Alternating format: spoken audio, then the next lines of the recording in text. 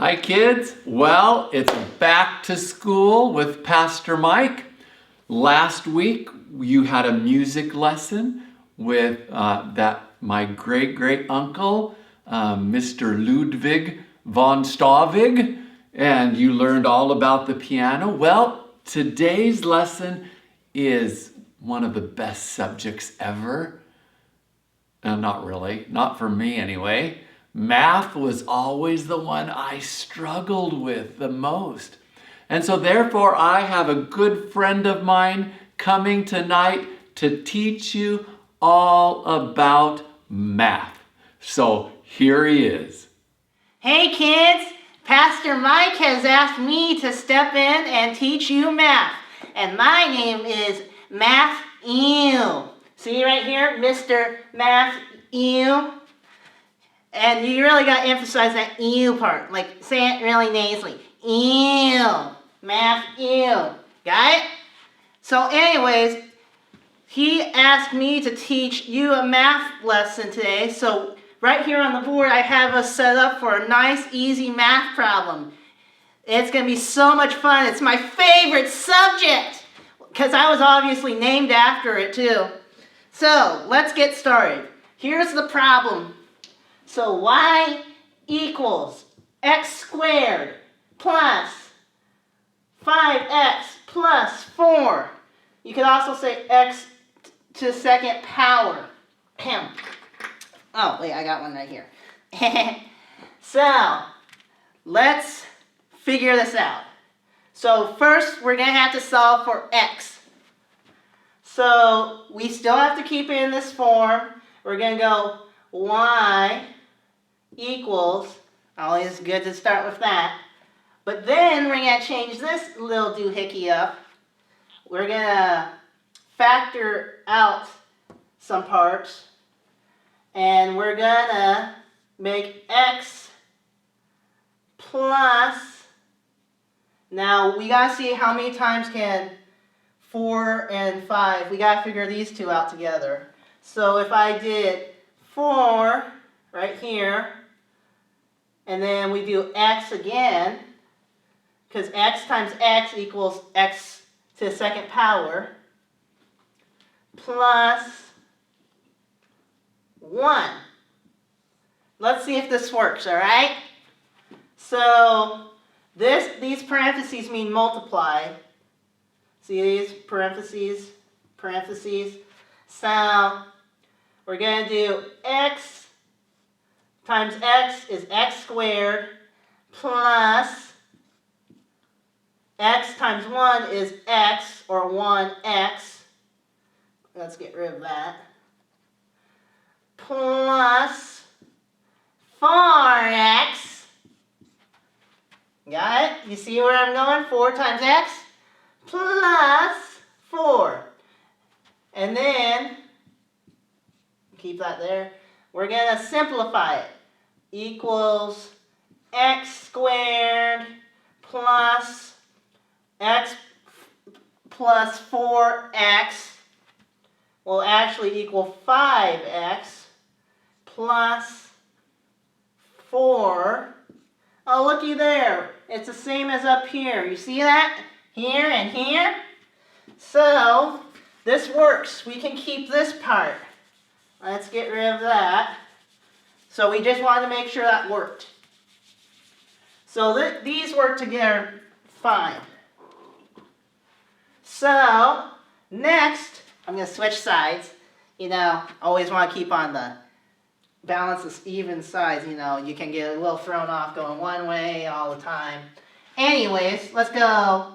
Y equals, oh, sorry. We're done with that part.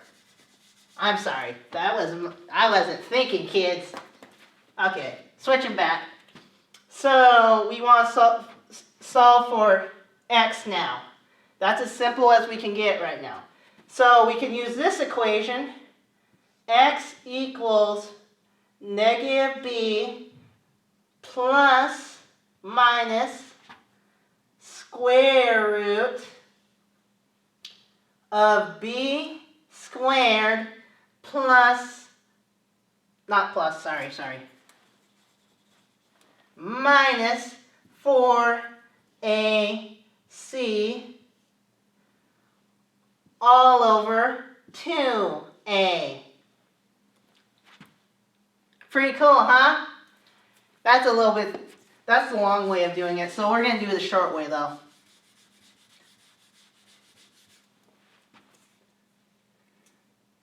We'll do x equals, x plus 4 equals 0. We're going to solve for this side. So if we subtract 4 from both sides, that cancels with this one, and we're left with x equals negative 4. And then so we'll do the same here. X, so we're going to get rid of that part and that part for now. X equals, or plus 1 equals 0. So we're going to subtract 1, these cancel, like so. And we're left with x equals negative 1. Now, we're going to plug it back in. We're going to plug it back into this equation. So y, because x equals, we can substitute x, negative 4. Going to put a parenthesis so we know that we're substituting it. Plus 5 minus negative 4, or times a negative 4, sorry, not minus, plus 4. I'm going to put this above so it kind of separates them. So we solve equals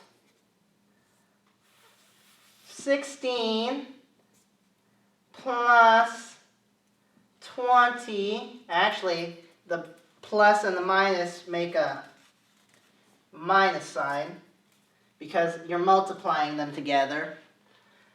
Plus 4. So y will equal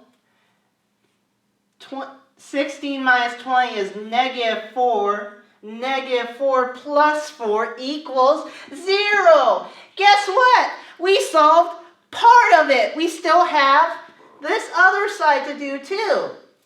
So you ready for that, kids? We're going to start with, let's see. Oh, let me erase all this. So we got y equals 0 for one side. So let's solve for this side. Y equals negative 1 squared plus 5 minus 1 plus 4. And that's not minus 1, it's a negative 1. Sorry, I keep saying minus. Let's get rid of that. So y equals 1 plus, well, not plus, it's going to be a minus, minus 5 plus 4. And that is going to equal 0 as well. So obviously, 0 is our answer for y. Mr. Ew. It's Mr. Ew. Mr. Ew. That is way beyond what these kids are learning. Can you just do a simple multiplication problem? Simple? Simple. Just simple. The kids have it so simple these days. Yes, but that is not even what they're looking at. I don't even understand what you just did. What are they teaching these kids? Basics? Yes. Sheesh. The basics of math. Like what? A simple multiplication problem. Everybody wants simple. You ask Like a math expert to come in and then you want me to like just do 12 times 6. 12 times 6. Oops. 12 times 6. Okay, fine. We'll do 12 times 6. Since Mr. Stavig, Pastor Mike, wants me to teach you, this is what he's asking. So 12 times 6. So how this works is you're going to want to do 6. You see a 6 on the bottom? You want to set it up like this. It's more difficult to set it up like 6 and then 12 on the bottom. You always want the one with the bigger number on the top. So you want set up 6 and 12 on top. So what you do is 6 times 2, well 6 times 2, if you double 6, what it does is actually make 12. But you see, because you have this other number here, you can't do that.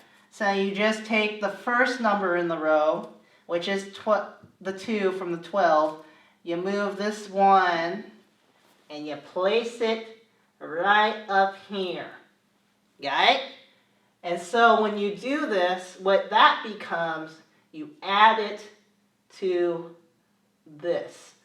So what I'm going to do is put that line there.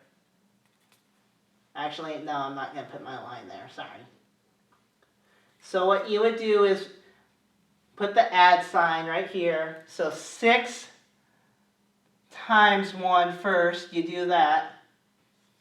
And then you also add the 1. So that 6 would actually become 72. Thank you, Mr. Yu. That really I could understand that. Okay, let's do one simple division problem. That sounds good. I'll give you the numbers. Okay. 90 minus, I thought it was division. oh, divided by 5. 5. So this is another method. This is what you should be taught. You make this bracket and it separates it. So this is what's being divided. So you want 5 to go into 90. So how many times does 5 go into 9? Well, if you remember, 5 is always going to be the number 5, or it's going to be the number 0. So if it's going to be 5, it'd be like 5, 25, or 30. It's never going to be 31, 2, 3, and 4, 6, all those numbers. It's always going to end with a 5, like 25 or 30. So that's a good rule to remember. So what you could do, 5 goes into 9. Well, 9 comes before 10, so it can only go in one time. So you put 5 times 1, you'd put it like this, right there. See that? So what you do, you subtract this, you subtract it, and then you make a new number, 40. Now look at that, it ends in a 0, so it's going to work out very well. So let's see, how many times does 5 go into 4? Well, 4 is lower than the number 5 if you count 1, 2, 3, 4, 5. So you also have to include the 0. So it'd be 40. So how many times does 5 go into 40? Well, let's see. 5 goes into 24 times, and 20 is half of 40. So if you double it, it makes it 8. So let's see, if we put 8 right here, 8 times 5, here's also, if you ever want to do your multiplication on the side, that makes it easier. 8 times 5, and that would make 40. So that would go right here, and you have 0. 40 minus 40 is 0. So the answer would be 18. 18's our answer. Now, kids, I hope you had a fun time with Mr. Matth-ew, and that I'll see you later, or somebody will see you later. It was great having you. Bye. Well, thank you, Mr. Ew. I hope I got that right. There's nothing ew about math, even though for me it was hard. And there's nothing nerdy about math because math can be cool. In fact, there's a story in the Bible and it talks about Jesus, and it was a story where Jesus multiplied and then he divided. So we're going to look at that story, and it is found in, guess what book of the Bible? Matthew. Matthew chapter 14. And so it starts in verse 13. So I'm going to read this to you. When Jesus heard what had happened, and what he heard happened was that John the Baptist had been killed, he withdrew. It made him really sad because John the Baptist was a good friend of Jesus. He withdrew by boat privately to a solitary place. He got alone by himself. Hearing of this, guess what? The crowds followed him on foot from the towns. When Jesus landed on shore and saw the large crowd, he had compassion on them. That means he cared about them. And he healed their sick. As evening approached, the disciples came to him and said, "This is a remote place, and it's already getting late. Send the crowds away so they can go to the villages and buy themselves some food." Well, Jesus replied, "They do not need to go anywhere. You give them something to eat." Well, the disciples said, "We have here only 5 loaves of bread and 2 fish." So here we have our math problem. They had 5 loaves of bread and 2 fish. Jesus said, "Bring them here to me."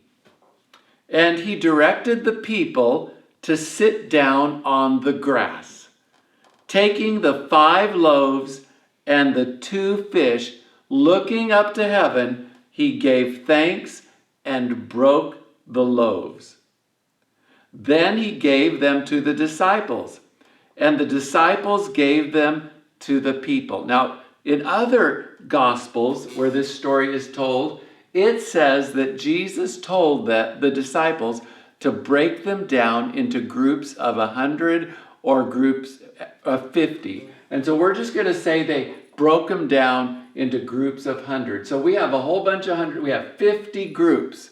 And inside each of these groups is 100. Okay? And so the disciples took this. Jesus said thank you, and they were all divided out. And it says, the disciples gave all of this to all of them. And it says the people all ate, and they were satisfied. That means they had plenty to eat.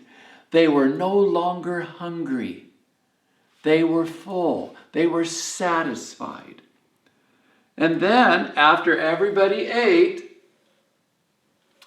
Jesus told them, okay, gather the remainder. So here's the R, the remainder.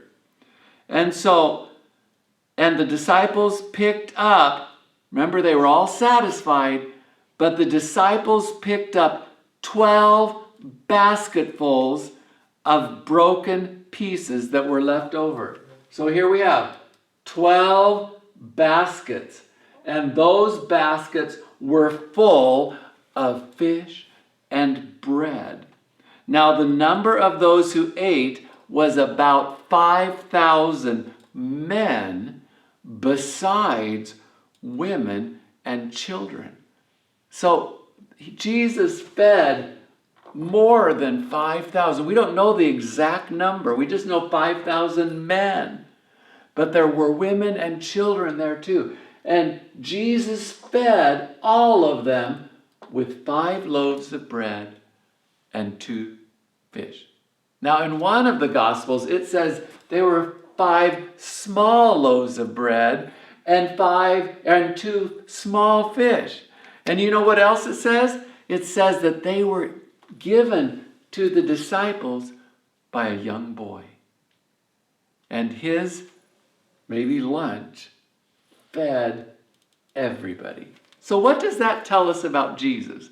Jesus can multiply.